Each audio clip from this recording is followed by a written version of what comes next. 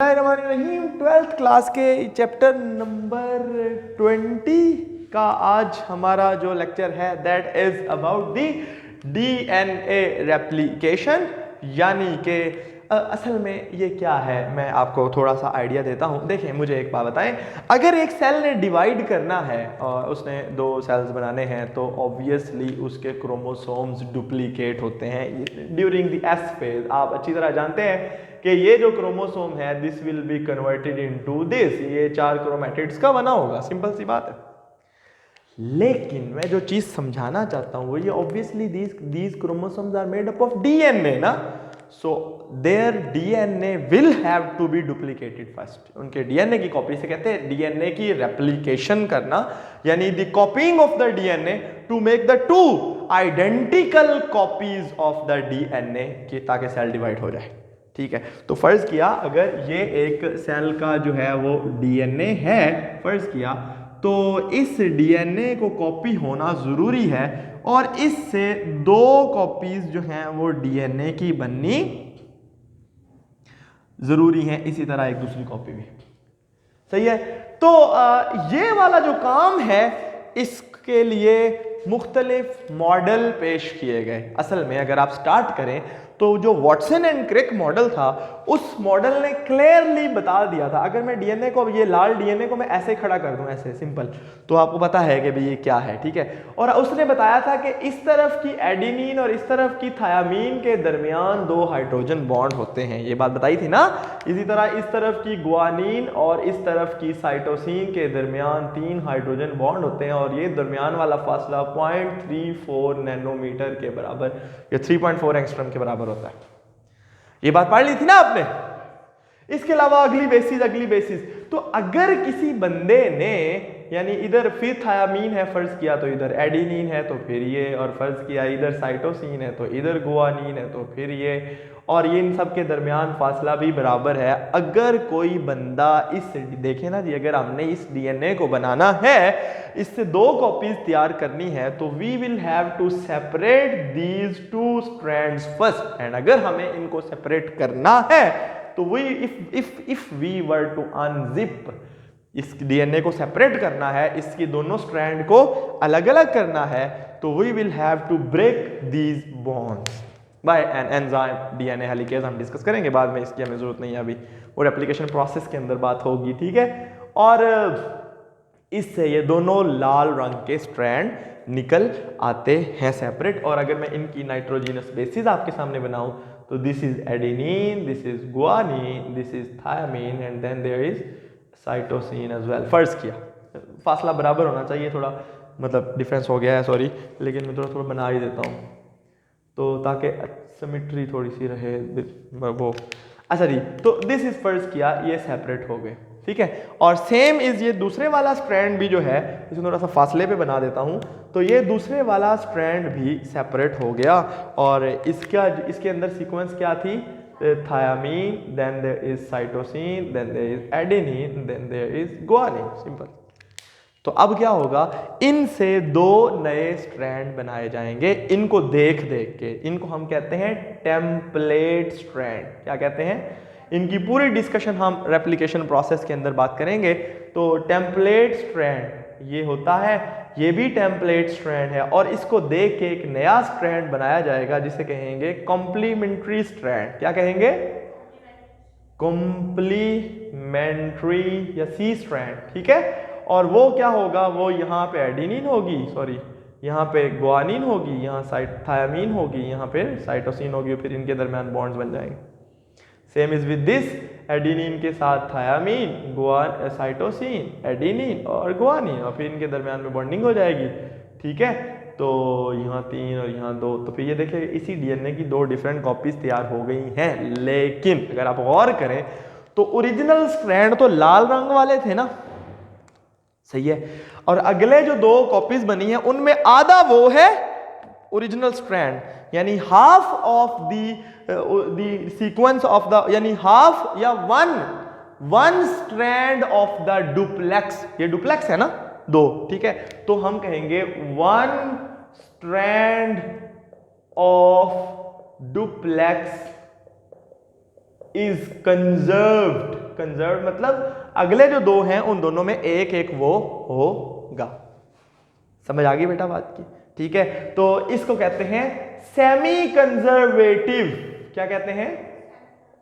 Semi conservative replication, semi conservative model of DNA replication. आप लिखेंगे क्या कि this is the model of the replication in which the two strands of the DNA they are separated first and then each strand act as a template and they make the two complementary strands in both the copies of the DNA.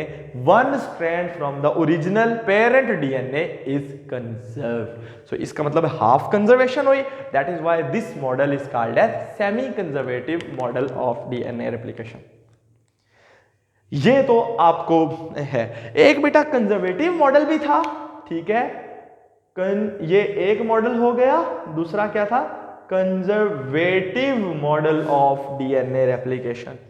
Conservative model ये कहता है कि पहले वाला DNA वैसे का वैसा ही रहेगा, ठीक है, और जो दोनों कॉपीज बनेगी वो अलग अलग इसको देख देख के बनाई जाएगी। This is conservative model. मैं देखो, अगर आप लाल और ग्रीन का देख लो ना तो आपको अंदाजा हो गया है, ठीक है। और एक है डिस्पर्सिव मॉडल, ये एक तीसरा मॉडल था, उसे क्या कहते हैं? Dispersive model. ये तो बिल्कुल ही डिफरेंट अप्रोच है, दैट इज के ये सारे का सारा जो डीएनए है ना ये टूट जाएगा, कट कूट के अलग अलग हो जाएगा, इसके सारे टुकड़े बनेंगे इधर, फिर नए नए न्यूक्लियोटाइड्स भी आएंगे, ठीक है, और उनसे फिर 3 कॉपियां तैयार होगी इस तरह की। हाँ, एक पहले वाली थी और 2 नई, सही है। यानी ये समझो कि वो कहता है कि जी अगर आप एक फर्ज किया मुझे, अगर मैं है एक डीएनए हूं, अगर आप मुझे यहां से काट दें और मेरी एक साइड को देख के ट्रांसफॉर्म करके एक दूसरी साइड बना दें, और मेरे यानी मेरे 2 टुकड़े होंगे ना, एक को देख के उसके साथ जोड़ के दूसरे वकार साहब बना दें, और इधर वाली को तोड़ के उसके साथ भी मुझे ही ट्रांसफॉर्म करके रेप्लिकेट करके एक नया बंदा बना दें, तो मैं 2 बन गया ना। एक ये है कि नहीं, मैं ऐसे ही रहूंगा, मुझे देख देख के एक पेंटिंग और दूसरी पेंटिंग बन जाएगी, मुजस्समा बन जाएगा। और तीसरी है कि मुझे काट कूट के खत्म किया जाएगा, फिर चीजें नई बना के फिर नई 3 कॉपीज बनाई जाएंगी, सही है। तो दिस इज द डिफरेंस।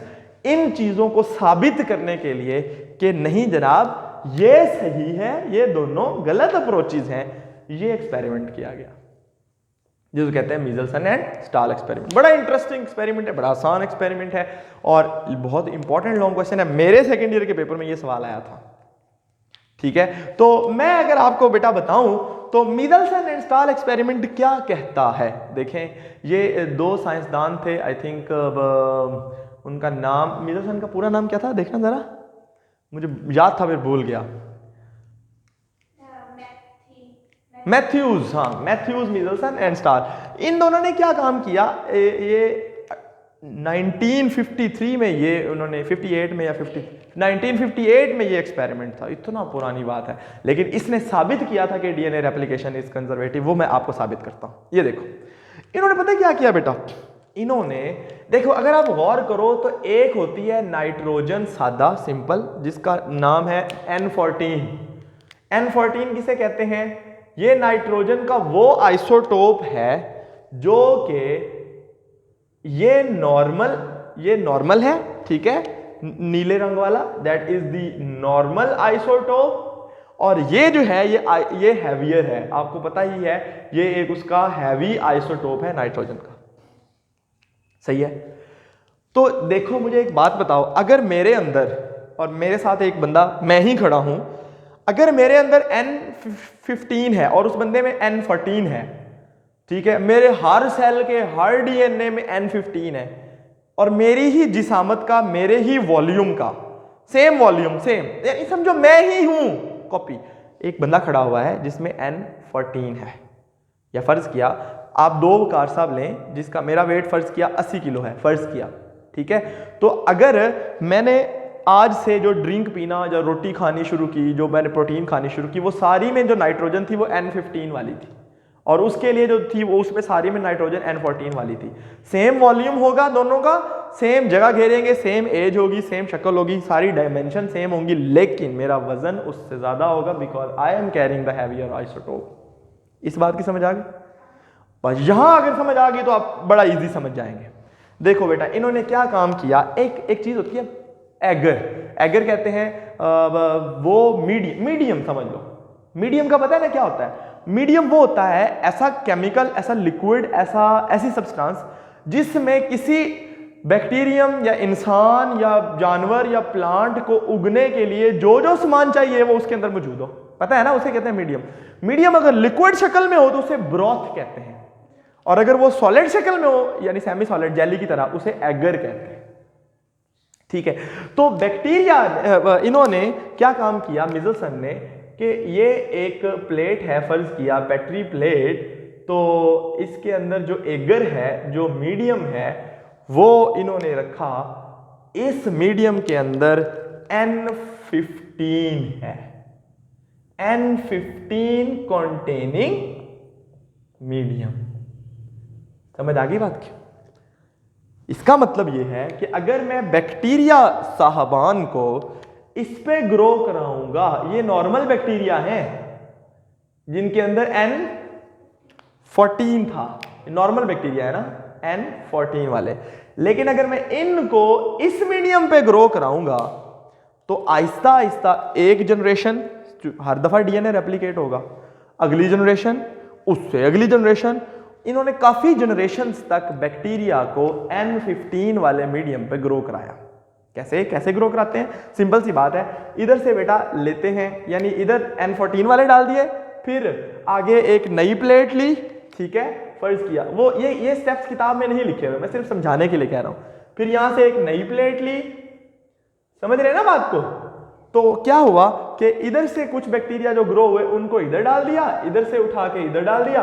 ये सारे, इससे क्या होता है कि एट द एंड आपके पास जो बैक्टीरिया आ जाएंगे उनके अंदर कौन सा मीडियम हो, उनके अंदर कौन सी नाइट्रोजन होगी? 15। क्यों 15 होगी? क्योंकि उन बार बार वो उसी के ऊपर ही ग्रो हुए हैं। समझ आ गई? तो इसका मतलब है यहां पे हमारे पास जो बैक्टीरिया इधर से आ जाएंगे वो बैक्टीरिया होंगे लाल रंग के। इसका मतलब क्या है कि they contain N15 in their DNA। यहां तक बात समझ आ गई? इसका मतलब ये है। अच्छा, इसके बदले में अगर मैं वो लूं, उसे क्या कहते हैं, अगर मैं कंट्रोल, हर एक्सपेरिमेंट में एक कंट्रोल ग्रुप भी होता है, तो फर्ज किया मैं यहां कंट्रोल ग्रुप लेता हूं, तो जो कंट्रोल ग्रुप है ये तो एक्सपेरिमेंटल ग्रुप है ना, अब ये क्या है? एक्सपेरिमेंटल ग्रुप, और एक है कंट्रोल ग्रुप। ये सादा बैक्टीरिया है, बैक्टीरिया विद N14, ये सिंपल है। यहां तक अगर आपको एक दफा बेटा रोक के मैं एक और चीज समझाऊं तो कोई मसला तो नहीं है ना? ठीक है, वो चीज क्या है, वो मैं ये तो अननेसेसरी चीजों को हटा देता हूं। यहां पे मैं एक चीज आपको समझाना चाहता हूं। एक चीज होती है डेंसिटी ग्रेडियंट अल्ट्रा सेंट्रीफ्यूगेशन। ये वाली बात आपने कहां पढ़ी हुई है? फर्स्ट ईयर 4th चैप्टर में जब सेल ऑर्गेनल्स पढ़ने जाते हैं उससे पहले ये बताया जाता है। ये पूरी स्टोरी मैं पढ़ाई हुई है। इसको क्या कहते हैं? Density gradient ultra centrifugation. ये क्या चीज है? देखो, मैं एक चीज बताता हूं। सेंट्रीफ्यूज मशीन का पता है? सेंट्रीफ्यूगल फोर्स का भी पता है? घुमाते हैं, सेंट्रीफ्यूगल फोर्स की वजह से चीजें डिस्पर्स हो जाती हैं। एक होता है अल्ट्रा सेंट्रीफ्यूज, मीन बहुत high speed, it's about more than 20,000 RPM। एक मिनट में वो 20,000 रेवोल्यूशन से ज्यादा दफा घूम जाता है। समझ आ गई? 20,000, वैसे 10 से 15,000 रेवोल्यूशन पर मिनट में डीएनए भी बाहर आ जाते हैं, ठीक है, लेकिन 20,000 RPM इज द बेस्ट।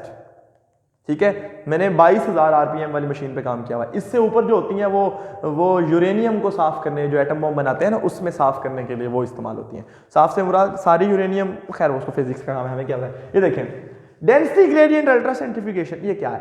ये तो अल्ट्रा सेंट्रीफ्यूगेशन का तो पता लग गया। डेंसिटी ग्रेडियंट क्या चीज है ये मैं अभी आपको बताता हूं। बेटा देखो, सेंट्रीफ्यूज की एक ट्यूब होती है, सेंट्रीफ्यूज की एक क्या होती है? ट्यूब, ये एक ट्यूब है, फर्ज किया ये सेंट्रीफ्यूज में इस्तेमाल होनी है, खास मटेरियल की बनी होती है, घूमने से टूटती नहीं है, ठीक है। और ये जो ट्यूब है ना, इसके अंदर एक मटेरियल डाल देते हैं जिसे कहते हैं सीजियम क्लोराइड, CaCl, ये थोड़ा सा ऊपर लिखना है, ठीक है, सीजियम क्लोराइड, ठीक है। ये जो सीजियम क्लोराइड का सॉल्यूशन है ना, ये बड़ा इंटरेस्टिंग है। फर्ज किया ये हमने ये इसमें डाल दिया,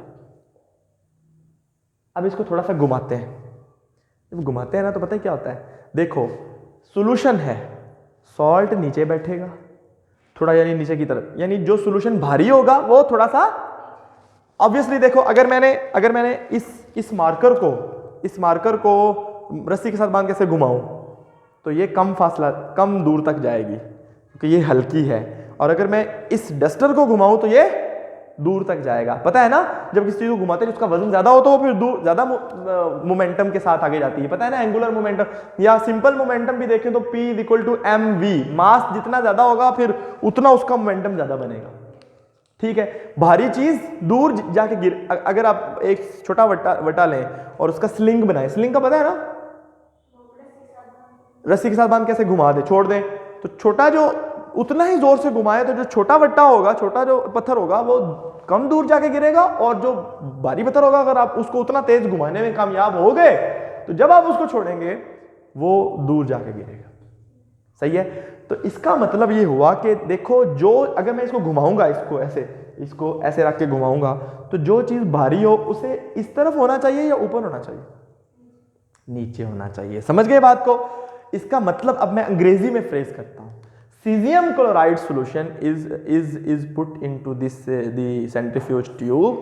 When the centrifugation is done, due to the heavy centrifugal force, the cesium chloride moves toward the bottom, thus creating a density gradient. Gradient कहते हैं ऊपर से नीचे जैसे जैसे जाएंगे डेंसिटी बढ़ती जाएगी, नीचे कम भारी होगा, नीचे डेंसिटी क्या होती है, मैस पर यूनिट वॉल्यूम, तो जैसे जैसे मैस बढ़ता जाएगा डेंसिटी D = m/v, तो जैसे जैसे नीचे जाएंगे मैस बढ़ता जाएगा तो डेंसिटी भी, तो इसका मतलब है डेंसिटी नीचे की तरफ इंक्रीज करती है, बढ़ती है, इंक्रीज का लफ्ज लिख लेंगे। इसका मतलब यह है कि जब इसमें मैं कोई चीज डालूंगा DNA वगैरह, तो जो भारा DNA होगा उसे, और जो हल्का DNA होगा उसे, और जो दरमियाना होगा उसे सेंटर में, समझ आ गई। इस तरीके से बेटा ऑर्गेनल सेपरेट किए जाते हैं सेल के, जब सेल्स को घुमाया जाता है वो फटते हैं, उनमें सारे ऑर्गेनल बाहर आते हैं, ऊपर वाली लेयर में राइबोसोम आ जाते हैं कि वो छोटे होते हैं, नीचे कुछ और, सबसे भारे ऑर्गेनल नीचे चले जाते हैं, सही है। यहां ये अगर कॉन्सेप्ट समझ आ गया तो इंशाल्लाह आपको ये समझ आ जाएगा। इन्होंने क्या काम किया, इनको तो वैसे ही रखा, इनका क्या किया, अब इनको N15 की बजाय, ये समझ आ गई ना, सबसे पहले क्या किया, they grown the bacteria on N15 medium, heavier medium, ठीक है। और देन ये N15 वाले जब उनके पास आ गए तो इन्होंने क्या काम किया, इन्होंने इनको N14 वाले मीडियम पे शिफ्ट कर दिया। अब सर क्या तकलीफ है, क्या बकवास है, लेकिन मैं बताता हूं क्या है, ठीक है। तो they shifted them toward the, नीले रंग की प्लेट N14 है, काले रंग की प्लेट N15 है, ठीक है। दे शिफ्टेड देम, ठीक है। दूसरा काम उन्होंने क्या किया, shifted the N15 containing bacteria, ठीक है, ऑन टू N14। अब बेटा ये ग्रो करेंगे, जब ये ग्रो करेंगे तो अगर हम फौरी तौर पे इनका एक सैंपल ले लें, थोड़ी देर के बाद एक सैंपल ले लें, और उससे थोड़ी देर के बाद एक सैंपल ले लें, तो फर्स्ट राउंड ऑफ, पहले फौरी, फिर फर्स्ट राउंड ऑफ रेप्लिकेशन, फिर सेकेंड राउंड ऑफ रेप्लिकेशन, और फिर थर्ड भी आपकी मर्जी ले सकते हैं। समझ आई बात की। ये देखो अब ये पड़े रहे ना, तो अभी ये सेल डिवाइड करेंगे तो बैक्टीरियल सेल, लेकिन हम डिवाइड करने से पहले और थोड़ी देर के बाद, जब यानी उन्होंने एक बार डिवाइड किया हो, तो हम ले लेंगे इनका सैंपल, ठीक है, और फिर उसका ये काम करेंगे अल्ट्रा सेंट्रीफ्यूज। सही है। तो अब इन्होंने क्या काम किया,